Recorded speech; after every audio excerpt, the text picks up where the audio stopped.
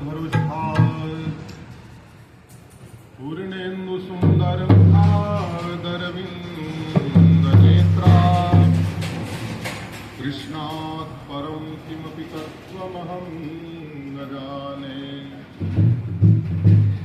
वरहापीडनटवरवपू कर्णको कर्णिकारम् बिभ्रद्वासः कनककपिशं वैजयन्तीं च मालाम् रन्ध्रान् वेणुरधरसूधया पूरयन् गोपवृन्दैः वृन्दारण्यं स्वपदरमणं प्राविशद्गीतकीर्तिः।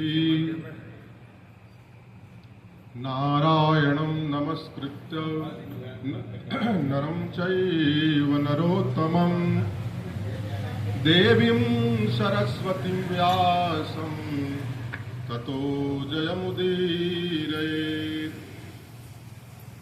लोकाभिरामं रणरङ्गधीरं राजीवनेत्रं रघुवंशनाथम् कारुण्यरूपं करुणाकरन्तं श्रीरामचन्द्रं शरणं प्रपद्ये। यं प्रव्रजन्तमनुपेतमपेतकृत्यं द्वैपायनो विरहकातर्याजुभाव पुत्रेति तन्मयतया तरवोऽभिनेदुः तं सर्वभूतहृदयं मुनिमानतोऽस्मि। भक्त भक्ति भगवंत गुरु चतुर्नाम बपुएक इनके पद वंदन किए नासै विघ्नने। अतुलित बलधामं हेम शैलाभदेहं दनुजवं कृशानुं ज्ञानिनामाग्रगण्यं सकलगुणनिधानं वानराणामधीशं रघुपतिप्रियभक्तं वातजातं नमामि। प्रेम से बोलिए श्री वृंदावन बिहारी लाल की, सियावर रामचंद्र की जय। श्री भोलेनाथ की, पवन सुत हनुमान की, श्री भक्तमाल ग्रंथ की, भक्त और उनके भगवान की।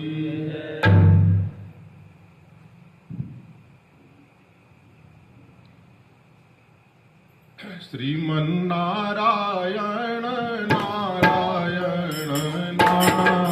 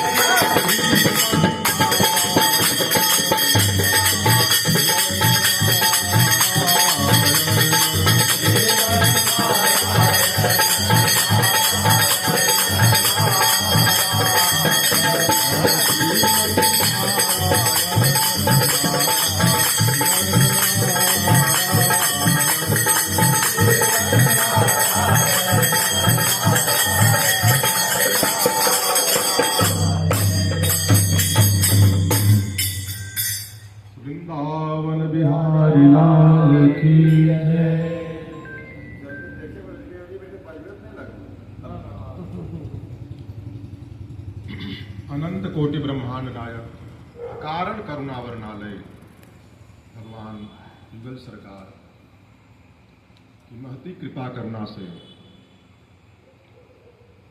हम सब परम सौभाग्य के साथ निरंतर सत्संग का जो मानव जीवन का परम उद्देश्य और परम लाभ है उसमें अवगाहन कर रहे हैं।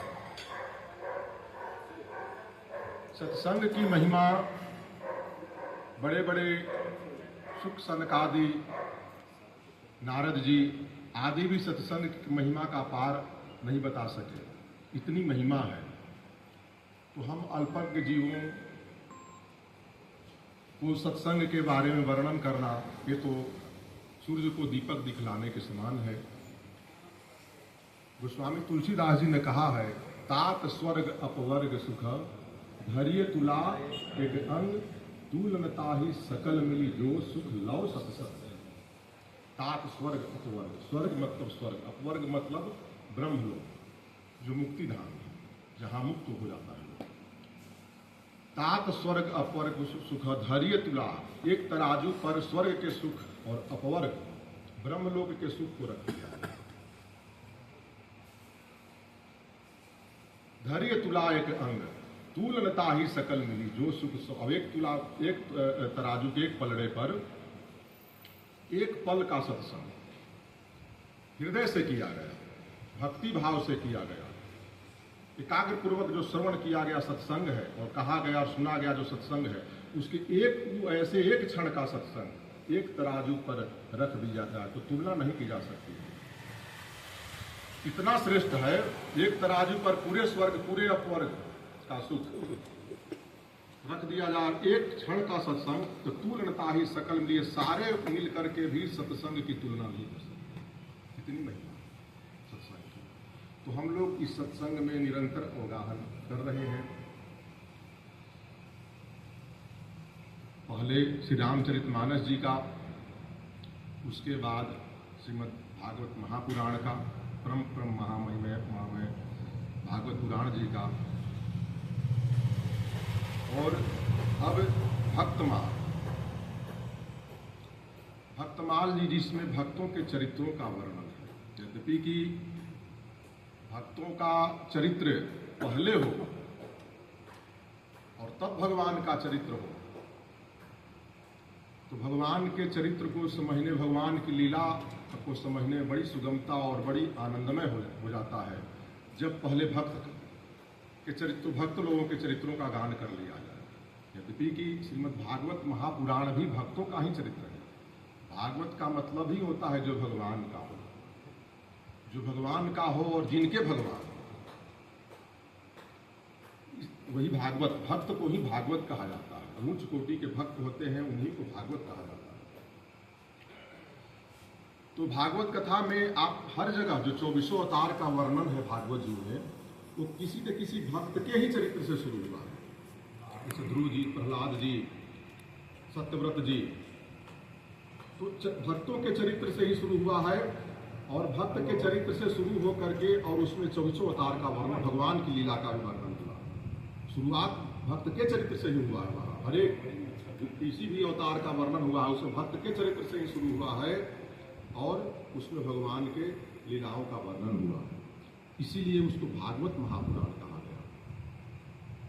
उसमें भक्त चरित्र है, पर उसमें भक्तमाल जी जो श्री नाभादास जी ने जिसकी रचना की है,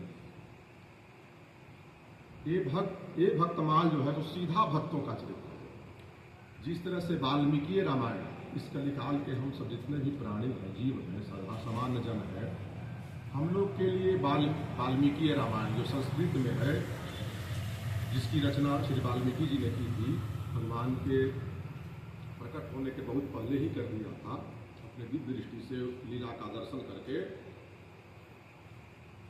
उसको हम कलिकाल के सामान्य जन, जो महापुरुष जन है, उनके लिए तो कुछ अगम्य नहीं है, पर हम लोग के लिए वो बहुत ही दुर्लभ था। उसके रहस्य को समझना, उसके रहस्यार्थ को समझना, तत्वार्थ को समझना, तो गोस्वामी तुलसीदास जी ने उसे बिल्कुल हम लोग के भाषा में, अवधी भाषा में, सामान्य जनों तक जिसका प्रवेश हो जाए, पहुंच हो जाए, ऐसी भाषा में बिल्कुल सरल बना करके भगवान के सभी कुछ कोटि के लीलाओं को भी, जो रहस्यमय लीलाएं हैं, उनका भी वर्णन श्री रामचरितमानस में किया। ठीक उसी प्रकार से श्रीमद् भागवत आदि महापुराण जो है वो तो है ही भक्त के ही चरित्र है। भक्त के चरित्र में भगवान का चरित्र आता है। भक्तों के पास भगवान के सिवाय और है क्या? भक्तों के हृदय में भगवान के सिवाय उनका तो तभी वर्णन किया जा रहा है ना, ऐसे भक्तों का है ना जिनके जीवन में भगवान के सिवाय तो कुछ है नहीं। अब मिस्री में कोई कहे तो मिस्री में मिठास के सिवाय और क्या है? मिस्री में मिठास के सिवाय कुछ है? मिठास ही मिठास भरा हुआ है। उसी प्रकार से भगवान भक्त के जीवन में भगवान को छोड़कर तो कुछ है नहीं। तो जब भक्तों का चरित्र का वर्णन का मतलब है कुछ भगवान का ही चरित्र का वर्णन होगा। भगवान के चरित्र को गान करने के कारण ही तो भक्त भक्त हुए। भगवान का केवल अगर चरित्र गान किया जाए तो उसमें भगवान का चरित्र का होगा, पर भक्त के चरित्र में भगवान और भक्त दोनों का हो जाता है। इसीलिए भक्त के चरित्र की महिमा भगवान के लीला कथाओं से ज़्यादा श्रेष्ठ माना गया है। सभी संतों ने माना है, सभी ग्रंथों ने माना है, सभी आचार्यों ने माना है। ऐसे भी हम लोग प्रतिदिन जो पाठ करते हैं हनुमान चालीसा का, उसमें है एक राम दुआरे तुम रखवारे वो तन आज्ञा बिनु पैसा। मतलब जो हनुमंत लाल जी महाराज है, अनंत बलवंत हनुमंत लाल जी जो है, वो श्री राम जी के द्वार, मतलब द्वारपाल का मतलब क्या हुआ कि राम जी के तत्व को, राम जी के भक्ति को सांगोपांग रूप से वही समझ सकता है जो हनुमान जी का संग करे, जो हनुमान जी की भक्ति करे। और जब हनुमान जी की आज्ञा से ही, हनुमान जी जब उसको देंगे टिकट आगे के लिए, तो उसको राम जी से बहुत ही सुलभता से मिला। जो हनुमान जी का भक्त है उसको राम जी बड़ी सुलभता से मिला।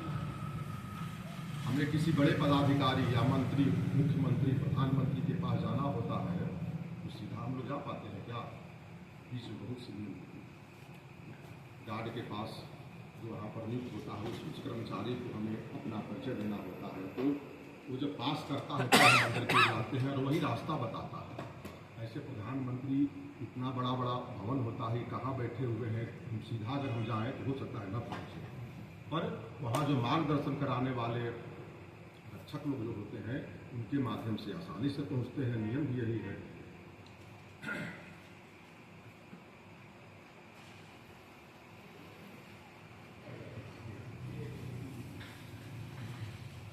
तो उसी प्रकार से भगवान के भक्त हनुमंत लाल जी का जो भक्ति करता है उसको राम जी बड़ी सुलभता से प्राप्त करते हैं। इसी प्रकार से ऐसे हम सीधे भगवान की भक्ति करें, उसमें नाम जप करें, सब कुछ करें, भगवान मिल जाएंगे। पर भक्त का संग करते हुए, बड़े बड़े भक्तों का संग करते हुए, और तब हमको जो भगवान की प्राप्ति होगी वो भगवान अतिशय रसमय भगवान की प्राप्ति होगी। वो जो भगवान का जो मिलन है, युगल सरकार का जो मिलन है, वो बहुत ही रसमय हुआ। क्यों? क्योंकि भक्त लोग जिस भगवान के भक्ति से अपने हृदय में जिसका रसास्वादन करते हैं, जिस रस में निरंतर अवगाहन करते हैं, हम उनके संग से उस रस, अगर हम कहीं भी हम आज जो बढ़ रही है जो अगरबत्ती है, तो इसका गंध हमको मिल रहा है कि नहीं मिल रहा है? तो हम संतों का, भक्तों का संग करेंगे तो उनके अंदर जो उन्होंने जो रसास्वादन किया है भगवान की भक्ति से, वो रस उनके संग से हमको ही प्राप्त होगा।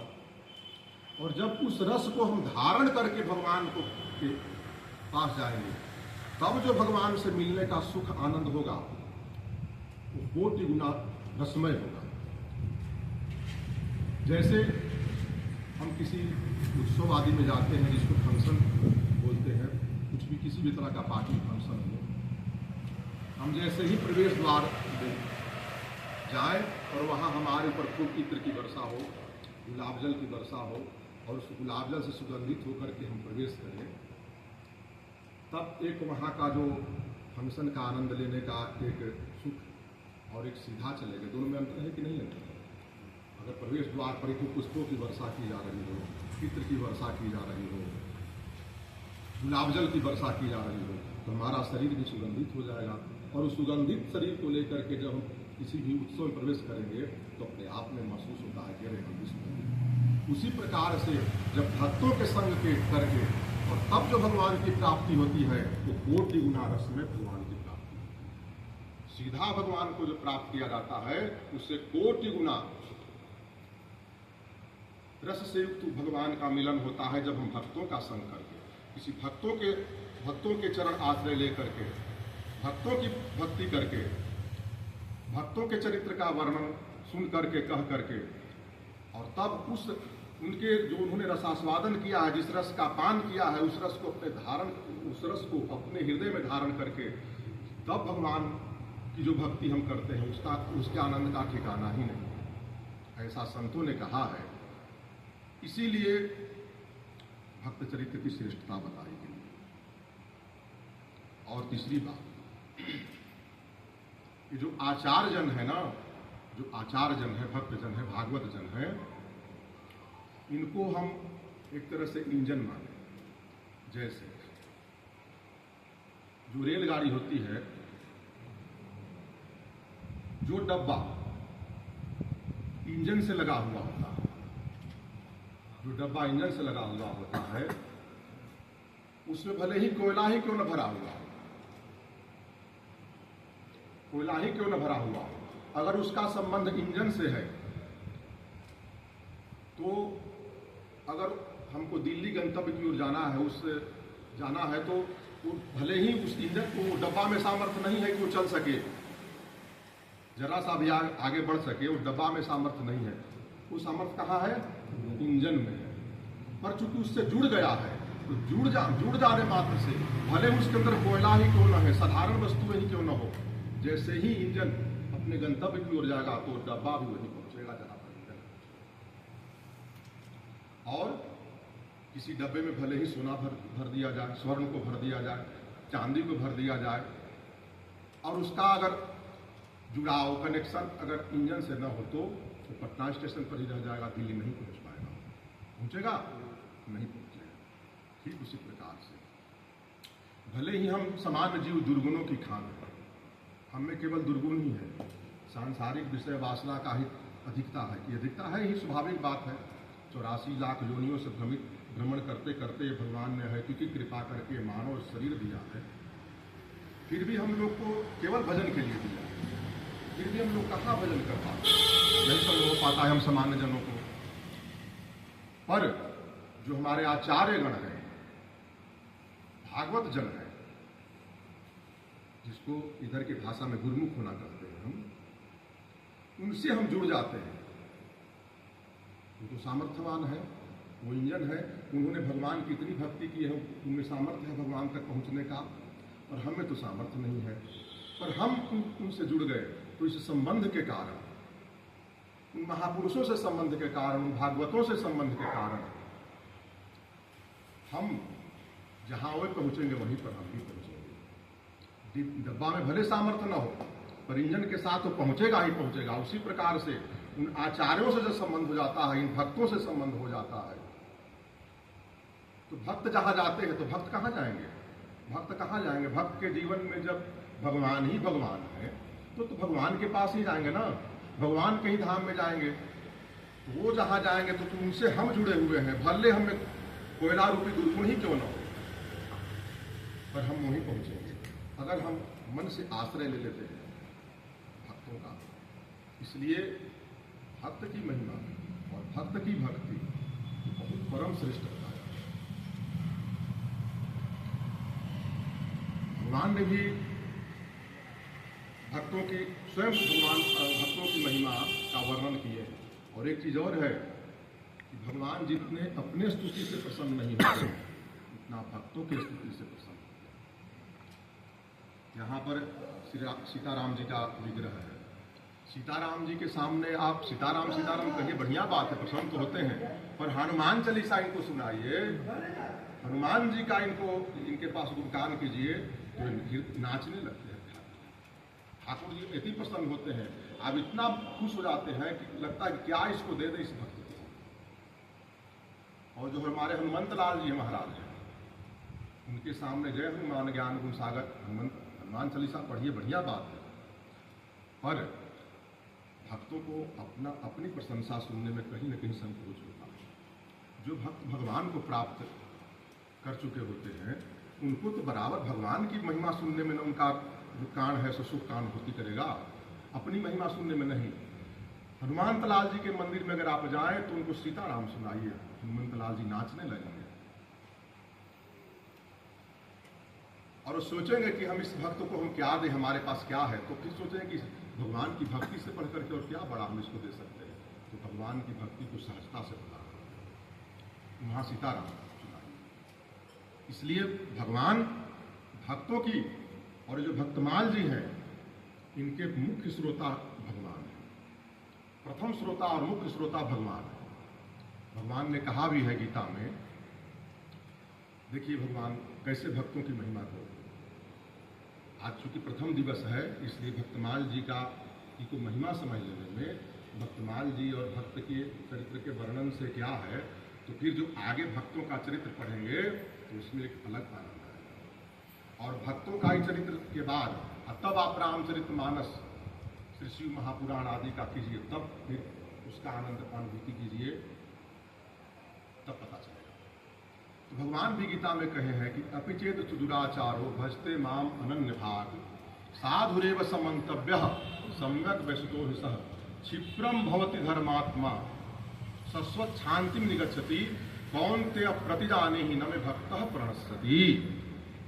भगवान कहे हैं कि हे अर्जुन, अतिशय दुराचारी से दुराचारी व्यक्ति भी अगर उस दुराचार को त्याग कर, बहुत बड़ा दुराचारी है, और उस दुराचार को त्याग कर निश्चय कर लिया है कि हम केवल भगवान का भजन करेंगे। गीता में कहे हैं कि गीता ग्रंथ ऐसा है कि आज तक कोई विश्व का कोई भी विद्वान इस गीता के सिद्धांतों को अब काटने का सामर्थ्य नहीं रखता। आज तक मैक्स मुलर जैसे ने भी गीता का प्रतिपादन ही किया है, गीता के सिद्धांतों को काटने का उसको सामर्थ्य नहीं हुआ है, क्योंकि भगवान की वाणी है, भगवान के श्रीमुख से निश्चित वाणी है।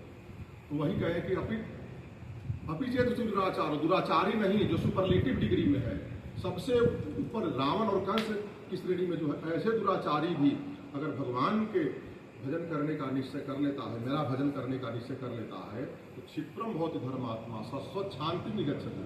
और कहे हैं कि वो बहुत जल्द ही शाश्वत शांति को प्राप्त करता है। देखिए भक्त की महिमा का, क्षिप्रम भवति धर्मात्मा शश्वत शांति, तुरंत ही धर्मात्मा हो जाता है और शाश्वत शांति को प्राप्त करता है। और तब कहते हैं कि कौन्तेय प्रतिजानी, हे कौन्तेय, हे अर्जुन, तुम प्रतिज्ञा करो, तुम प्रतिज्ञा करो, न मे भक्त प्रणश्यति, कि मेरे भक्तों का नाश नहीं होता। अब यहां प्रश्न उठता है कि तब भगवान स्वयं क्यों नहीं प्रतिज्ञा कर रहे हैं? भाई भगवान स्वयं क्यों नहीं प्रतिज्ञा कर रहे हैं? भगवान राम सत्य संकल्प प्रभु, जब भगवान सत्य संकल्प है उनके जब भगवान संकल्प लेते हैं तो उसका कभी भी खंडन नहीं होता है, वो कभी भी राम सत्य संकल्प है, तो फिर वे स्वयं क्यों नहीं प्रतिज्ञा करते हैं? तो भगवान कहते हैं कि देखो, मैं तो सत्य संकल्प हूं, पर कभी कभी अपने भक्तों के बस में आकर भक्तों के लिए अपने प्रतिज्ञा का भी त्याग कर देगा। जैसे उसका उदाहरण है कि नहीं है? कहाँ उदाहरण है? देखिए भीष्म पितामह जी, भगवान ने महाभारत के युद्ध में क्या संकल्प ले रखा था? हम शस्त्र को नहीं उठाएंगे। उन्होंने संकल्प लिया था कि हम केवल जिस पक्ष को अपने तरफ रखना हो रखो, पर हम शस्त्र नहीं उठाएंगे। तब तो अर्जुन जी चुने थे और दुर्योधन कहा कि आप शस्त्र उठाए नहीं कीजिएगा तो भले अपन नारायणी सेना दे दीजिए हमको। तो उन्होंने शस्त्र न उठाने का प्रतिज्ञा किया था, पर भीष्म जी ने ठान लिया कि हम भगवान की इस प्रतिज्ञा को तोड़ के रखेंगे।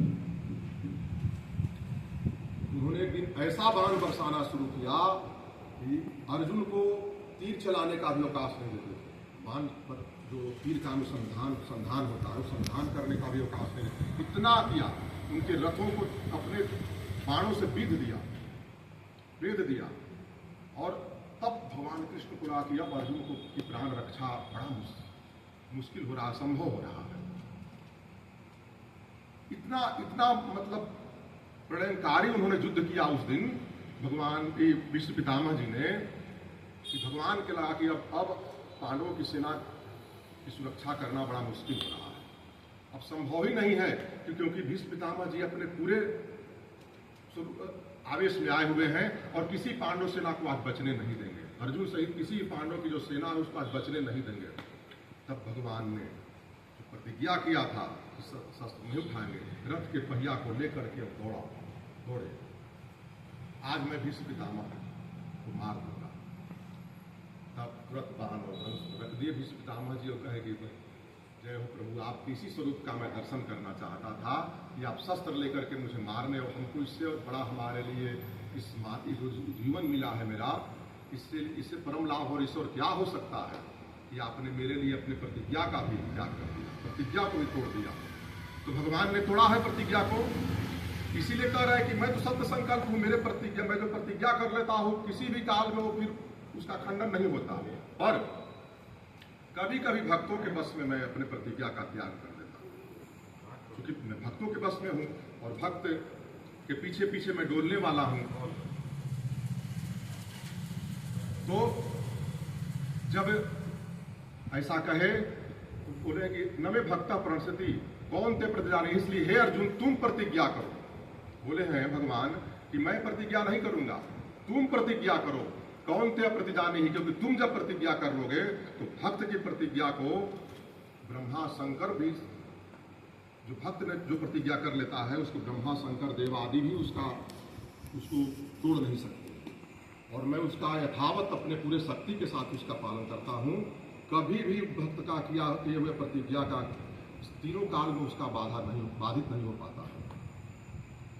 वही कहे हैं हे अर्जुन तुम प्रतिज्ञा करो कि नवे भक्त प्रणशति, मेरे भक्तों का नाश नहीं होता है, किसी भी अवस्था में भक्तों का नाश नहीं होता है। देख लीजिए अपने नहीं कर रहे हैं, अपने भक्त अर्जुन से करवा रहे हैं। यानी भगवान ने भी कहा है, ऐसे भी है भगवान भक्तों के रथ को लेने के लिए पीछे पीछे तनु प्रजा में हम नित्यम पूजे तंद्री रेणु भी, मतलब भगवान पीछे पीछे भक्तों के रथ को के पीछे पीछे डोलते हैं। क्यों? क्योंकि उसका जो चरण रज है वो मेरे शरीर पर कर देखिए भक्ति, ऐसे भक्ति महिमा है।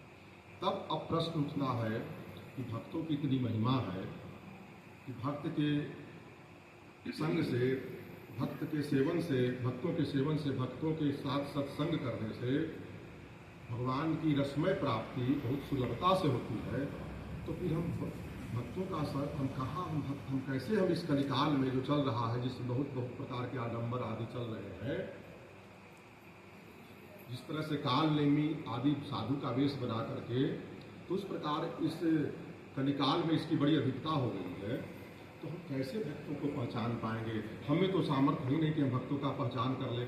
हम तो संसारी जीव, हम कैसे पहचाने कि ये भक्त है और उनका संग करें और अपना परम लाभ करें?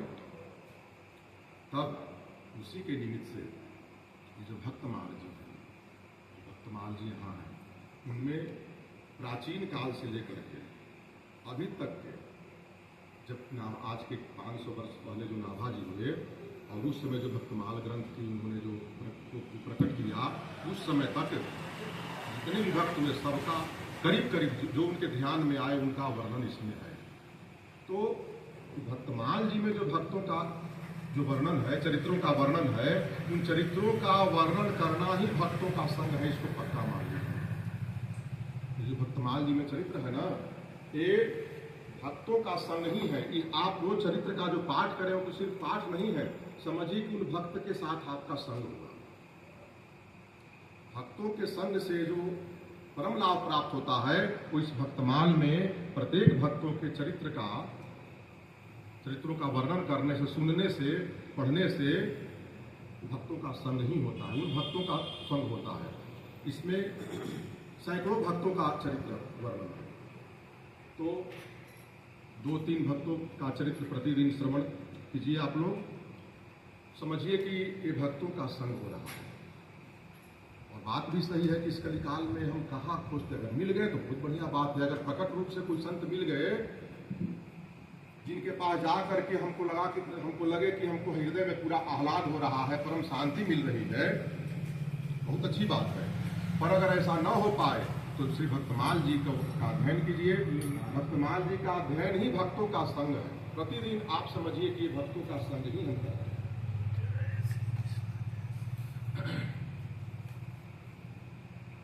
तो इस भक्तमाल जी की ये महिमा है। इनका नाम, इस ग्रंथ का नाम भक्तमाल क्यों पड़ा? इसमें भक्तों के चरित्र का वर्णन है। माला में कितने चीज होते हैं? ये जो माला है इसमें 4 चीज है कि नहीं है? एक हो गया मणि, इसको मणि कहते हैं। जो तुलसी जी का जो दाना हो गया इसको मणि कहा जाता है। इसमें एक दाना किसमें पिरोया हुआ है? धागे में पिरोया हुआ है। इसके ऊपर क्या है? सुमेरु है। इसके ऊपर उसको सुधना हम लोग कहते हैं। 4 चीज हो गए। तो इसमें जो मणि है वो भक्त है। मणि क्या है? सब भक्त जन है, क्योंकि भक्तों का चरित्र है ना, सैकड़ों भक्तों का चरित्र है, तो ये मणि सब जितने हैं सब भक्त हैं। आज वो जिस धागे में पिरोए हुए हैं, ये भक्ति रूपी धागे में पिरोए गए हैं। किस धागे में है? भक्ति रूपी धागे में पिरोए गए हैं। तो धागा जो हो गया सो भक्ति का प्रतीक हो गया। और गुरुदेव जो हमारे गुरु हैं वो हो गए सो सुमेरु हो गए, सुमेरु। और एक खुदना स्वयं श्रीमन नारायण भगवान है, श्री युगल सरकार है, श्री कृष्ण जी है, श्री राम जी है, तो जो खुदना हो गए, इन सबको मिलाकर के एक माला बना। उसी प्रकार से भक्त भक्ति भगवंत गुरु चतुर नाम बपुए। सबसे पहला मंगलाचरण भक्तमाल जी में है, भक्त भक्ति भगवंत। ये चार तत्व कहने में तो अलग अलग है, पर है एक ही। कौन कौन?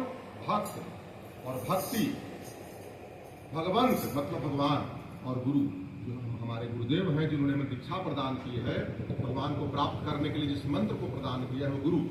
ये चारों नाम से तो अलग अलग है, पर है एक ही तत्व। चतुर नाम बपु एक, तिनके पदबंदन किए नाश ही विघ्न अनेक। और इनके चरण कमलों की वंदना करने मात्र से कोटि कोटि विघ्नों का तत्काल नाश है। तो ये चार चीज इनमें है भक्तमाल जी में, और सबको मिलाकर के माला बनाया गया है। इसलिए भक्तों के चरित्रों का वर्णन इस माला में होने कारण का नाम क्या पड़ा? भक्तमाल, श्री भक्तमाल जी का नाम पड़ा। अब प्रथम दिवस है, इसलिए हम भक्तमाल जी की रचना किसने की? जिन्होंने रचना की उनका परिचय आदि जान लें, और जानने के बाद